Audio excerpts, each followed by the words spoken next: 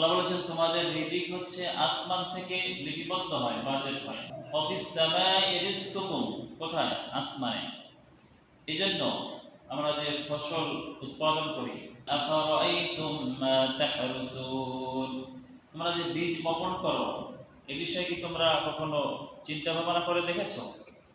যে কোনো বীজ হতে পারে, ধান হতে পারে, অন্য যে কোনো জিনিস আপনারা শীতের মৌসুমে লাগিয়ে থাকেন, এই সব বিষয়ের কথা আল্লাহ বলেছেন। তুমি চিন্তা করে দেখো যে আনতুম তাজরাউনাহু আম নাহনুজ জারিউন, এই যে ফসল উৎপাদন করলে, প্রথমে একটি ধান ছিল, আপনি জমিনে ফেলেছেন, এখান থেকে কি হয়েছে? আস্তে আস্তে একটা থেকে 100টা হয়েছে। এটি কি নিজে নিজে হয়েছে? আল্লাহ বলছেন আনতুম তাজরাউনাহু, তোমরা কি উৎপাদন করেছো নাকি আমি করেছি? কি বলেছেন? কে করেছেন? আল্লাহ বলছেন আম নাহনুজ জারিউন, আমি নিজেই এর উৎপাদক, মানে আমি নিজেই কৃষক। সুবহানাল্লাহ।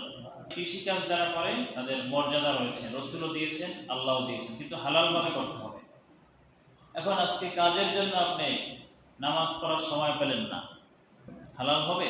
ইচ্ছা যদি করতাম, লাউ নাশাউ লাজআলনাহু হুতামান, এই সমস্ত ধান তুমি দেখতে পাচ্ছ, এই বীজকে আমি খড়কুটায় পরিণত করতে পারতাম। তখন তুমি আফসোস করে বলতে যে ইন্না লামুগরামুন, আমার তো সর্বনাশ হয়ে গেল, বাল নাহনু মাহরুমুন, আমি তো বঞ্চিত হয়ে গেলাম। তাহলে সবকিছু দেওয়ার মালিক কে? এই জন্য ফসলের যাকাত রয়েছে, এ বিষয়ে আপনারা জেনে নেবেন। ফসলের যাকাতকে ওসর বলা হয়। আল্লাহ বলেছেন যেদিন ফসল কাটবে, ওয়াতু হাক্কাহু ইয়াওমা হাসাদি, ওই দিনই গরিবের হকটা তুমি দিয়ে দিবে।